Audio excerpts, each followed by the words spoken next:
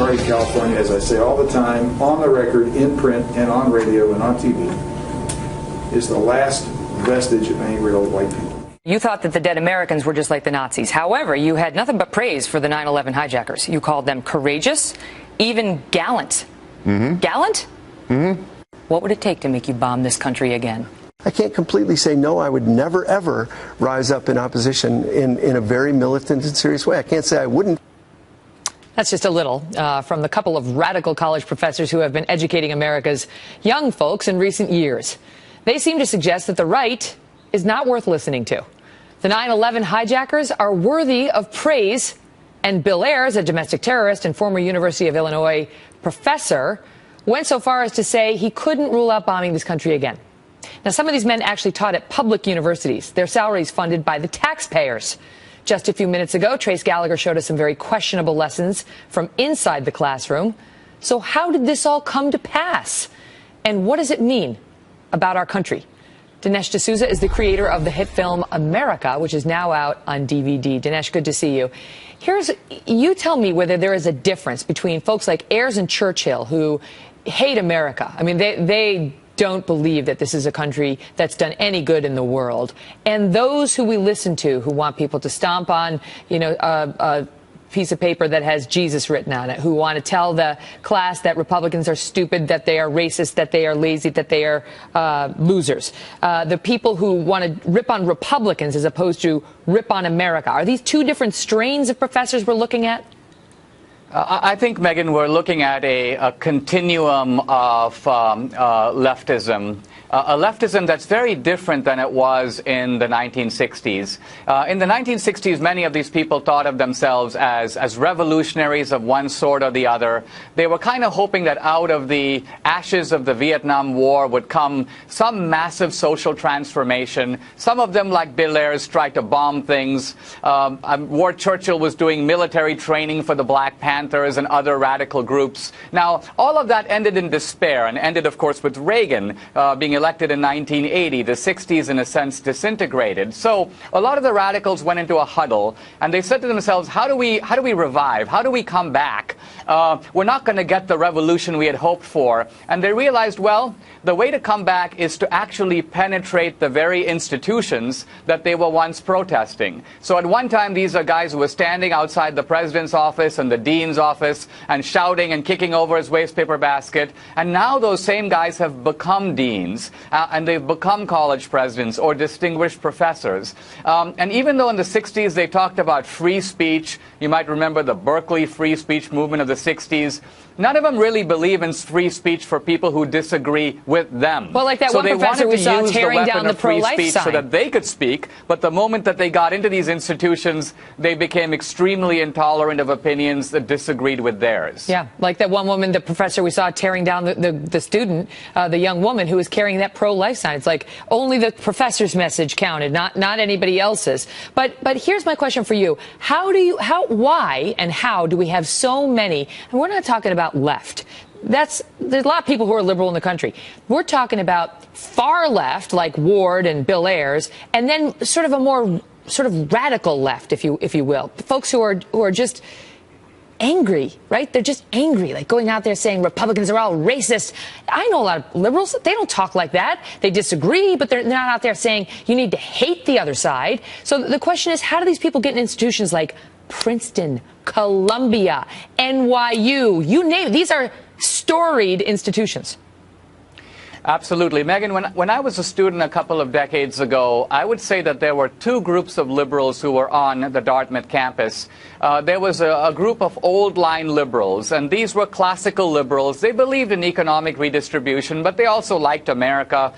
This was the mainstream Democrats, if you will, and they were in charge. But there was an up-and-coming group of angrier, more polemical, less tolerant. These were the 60s activists who were pushing pushing against the establishment. And now when I speak on campus, I notice that that former group, the old line liberals, have gone away. They've retired, they've moved on, and this younger, more radical group has now become the mainstream and are using their power, the power to confer tenure, the power. Remember, the professor is in a position of great power vis-a-vis the student who's sitting, who's dependent on the professor for a grade. So they're able to dictatorially use this power to promote their own ideology, and they're very open about doing it. That's the rub, because it's one thing to have these views, but it's another to be in a position of authority over young, impressionable people. Now, we're going to have a guest coming up shortly after you who's going to say this is not true, that this indoctrination thing is a myth, that most of these guys are 60s radicals and they're moving out. You know, folks like Ayers who are retiring, Churchill got fired,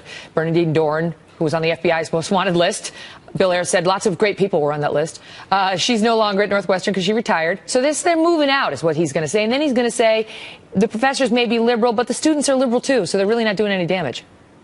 Well, first of all, the thing to realize is that guys like Ayers, even if they don't have an official position on the campus, are now they have moved out. They've moved out of the universities now into the high schools and into the elementary schools. Ayers is one of the most influential people in the so-called campus reform movements in the country. And by the way, this is a guy who went down to Venezuela. This is the Venezuela of the dictator Hugo Chavez, and then openly said that this Venezuelan dictatorial socialist system of indoctrination is exactly the one that was his model for the United States. So here are parents, here are alumni who are funding these colleges. They're innocently sending their 18-year-olds off to college, or in some cases off to prep schools. They're entrusting these faculty with their children, and they don't realize that they're actually subsidizing the promulgation of values which undermines everything that they believe, the patriotism, the social conservatism, the Christianity that they have taught their children from the time that they were young.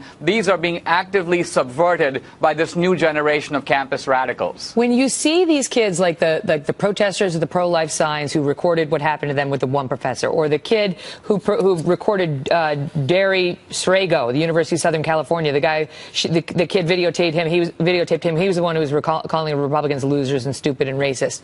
It takes a lot of guts to take out a camera and surreptitiously videotape your professor because your grade is dependent upon this person. There is a built-in mechanism to make you want to be submissive, if you will, to not upset the apple cart. You can challenge him in class, but if it goes beyond the pale to the point where that guy was, it's very hard for these students to do much about it.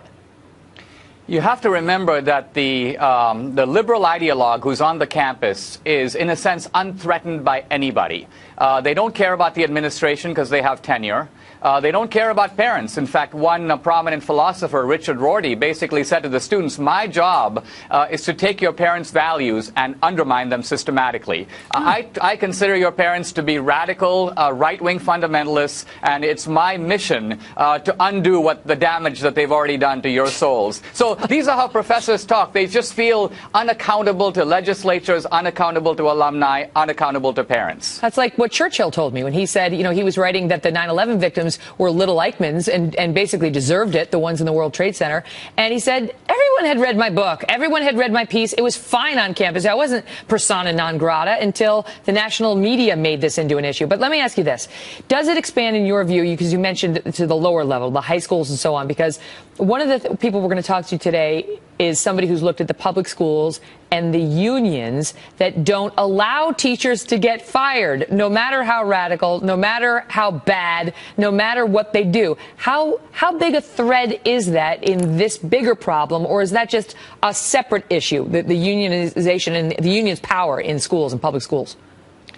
Well, anything that makes a teacher unresponsive, unaccountable, in a sense, lets them run amok. And I believe long term, I mean, in the short term, you can do an expose and I can go and do hit and run lectures on campus and try to provide a small counter, or we can show our film as we're doing as a screening on campus. But I think long term, you have to create new institutions using new technology that are able to undermine the monopoly that these leftist ideologues have over higher and now increasingly over elementary and secondary education. Wow. It's there's the examples when we started to actually look into this were There were many of them. We only chose, the best few. Not to mention this charmer, Stephanie Wolf, down at West Liberty University in West Virginia, who said she banned her students from citing Fox News because she finds it cringeworthy and she doesn't want to be subjected to, quote, this biased news station.